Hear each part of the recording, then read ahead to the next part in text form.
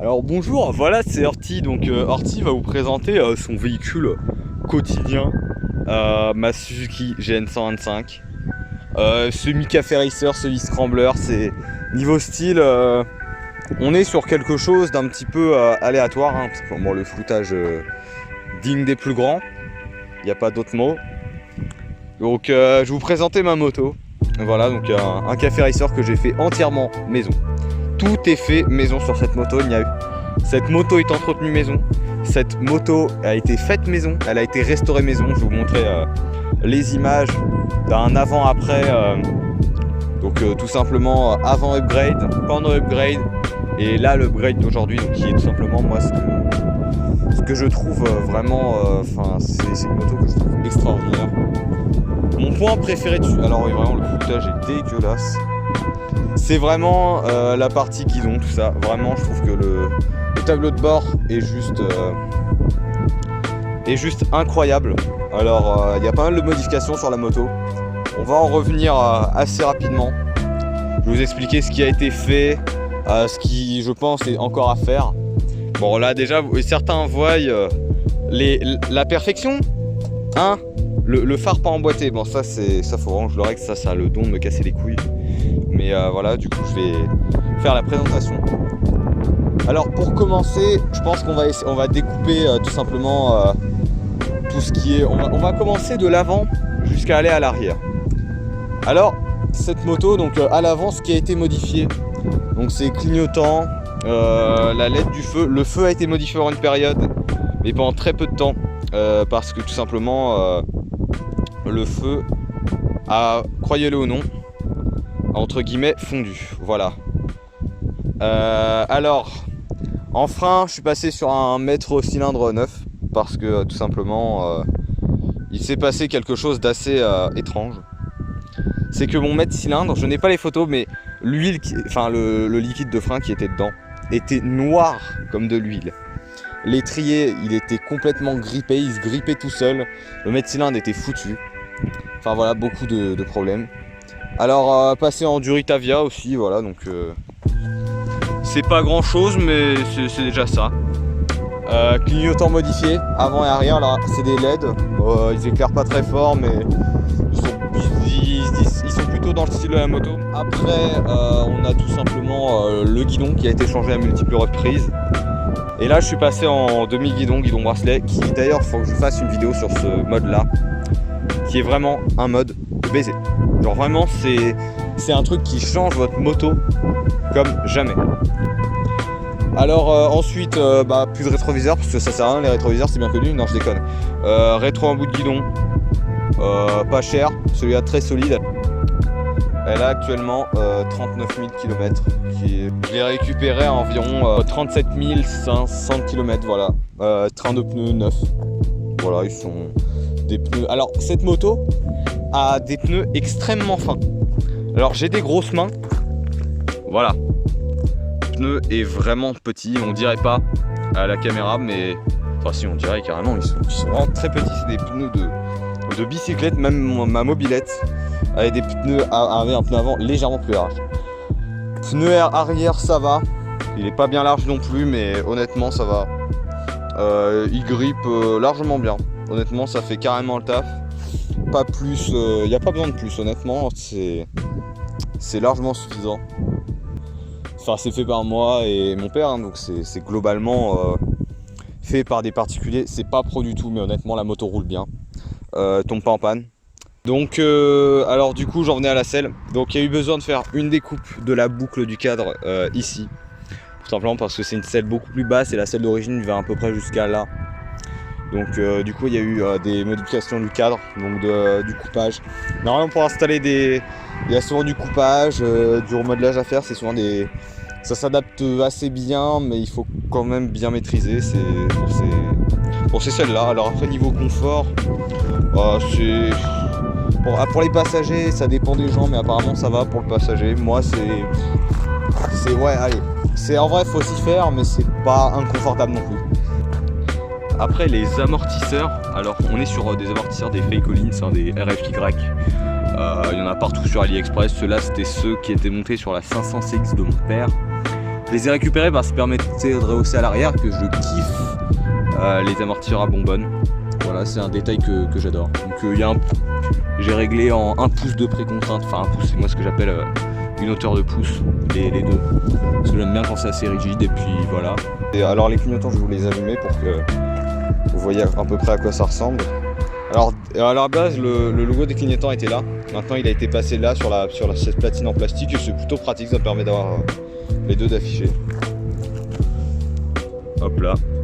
Voilà, donc c'est des bons clignotants quoi, c'est pas fou, mais c'est largement suffisant. Feu arrière LED, donc ça c'est un feu que je trouve sympa. Forcément. Bon, là on va pas forcément bien voir vu qu'il fait très jour. C'est plutôt pas mal, hein. C'est un feu assez joli la nuit, il éclaire bien, il va bien dans le style de la moto, j'aime bien. Ligne d'origine, full origine, mais elle a un petit problème. Il y a une vibration et il y a une chicane qui est tombée, ça fait un bruit chiant. Vas-y, le bruit était un peu trop aigu au début. Donc voilà, el famoso technique, hein. Faire des trous de gros bâtards, hein. Voilà. Et ça marche plutôt bien, voilà. Pas de modification moteur. Tout ce qui est injection, tout ce qui est carburation, mis à part le pot qui respire un petit peu mieux. Donc, globalement, la moto, freinage avant, plaquette améliorée, plaquette Polini. Et du Ritavia comme je l'avais dit, je voulais passer, j'ai un kit, oh putain. J'avais vu un truc qui était sympa sur AliExpress, je vous le montrerai. En gros c'est un kit pour agrandir le disque avant de à peu près ça, et en écartant les pattes de l'étrier. Et c'est pas super cher, peut-être qu'un jour je le ferai, je sais pas trop, je me tâte. Les modifications que j'adorerais faire, ça serait élargissement des pneus avant. Peut-être installer là on est bientôt en fin d'été, donc après il y aura l'automne, ça va être un peu con de mettre un garde-boue court. Ça je me tâte, dans tous les cas je garderai lui pour l'automne et l'hiver, puisque cette moto je la roule pendant toute l'année. Installation d'un petit truc que j'ai vu sur Amazon, à peu près une sorte de petit filet transport rapide, ça je l'installerai peut-être là pour avoir un peu plus de praticité. Et si vraiment j'ai du budget, soit changer les carénages, réservoir et carter, les passer d'une autre couleur, moi j'aimerais bien.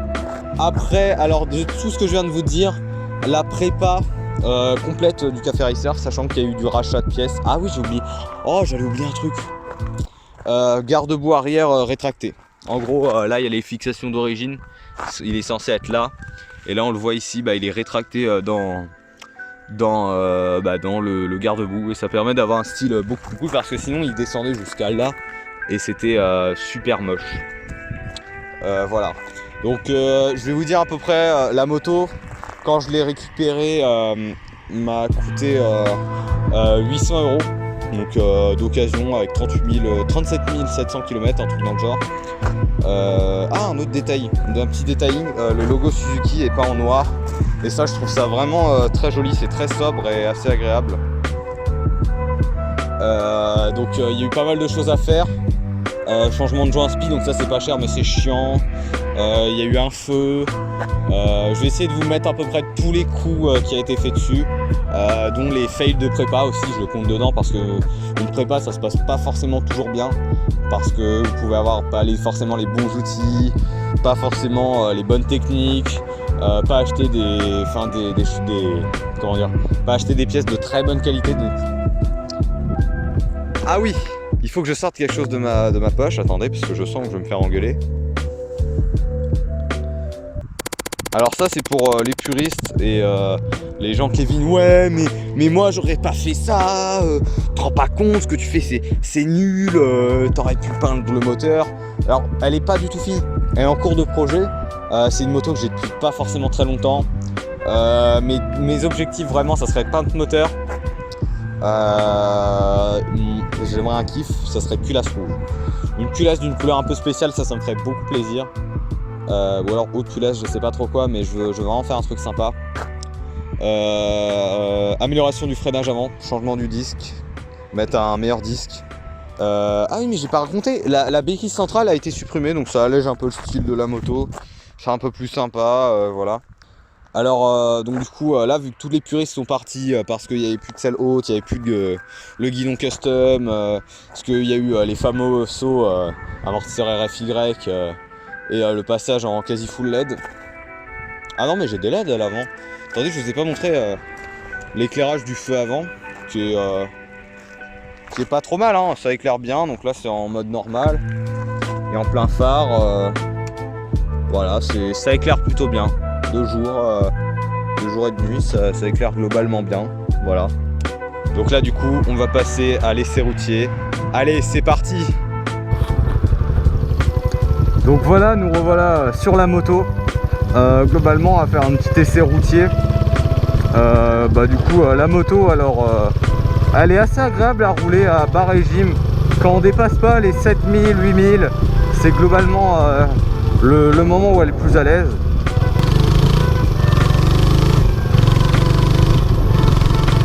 Donc c'est une moto globalement assez coupleuse hein, dans les bas régimes, enfin coupleuse.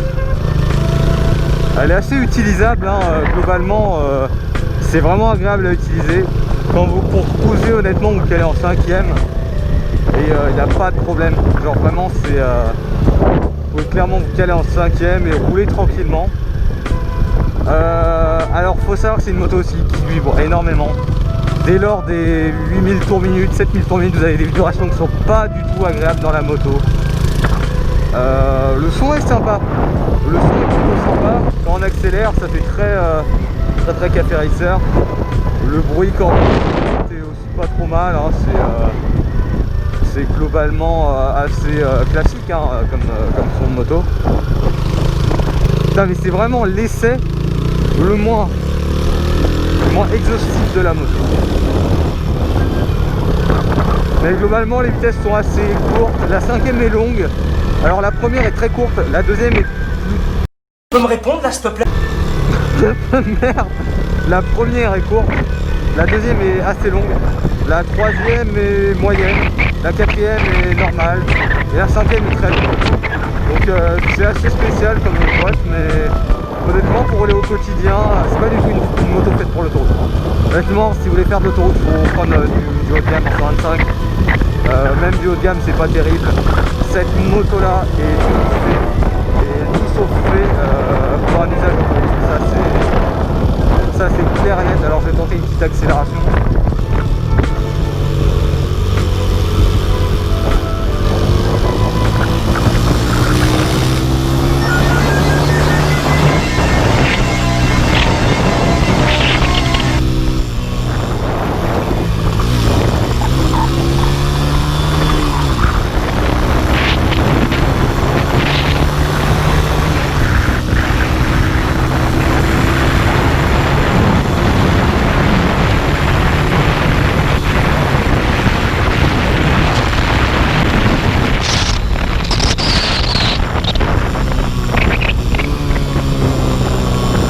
Voilà, honnêtement ça vibre beaucoup.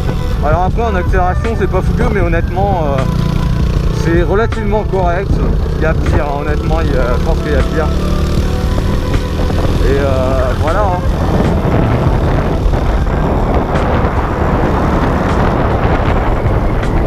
La moto est vraiment variable, même avec des bracelets guidon qui j'explique les bracelets guidon c'est indescriptible. Honnêtement je pense que je vais essayer de vous faire une vidéo dessus. Mais il faut essayer pour comprendre. C'est vraiment super agréable. Voilà. Donc bon, j'espère que la vidéo vous aura plu. J'espère qu'elle sera pas trop longue. Je vais essayer de la compresser au maximum. C'est vraiment un essai de la moto, mais j'essaie de raconter un petit peu comment elle a été faite, du comportement routier, tout ça. Et puis voilà. Hein.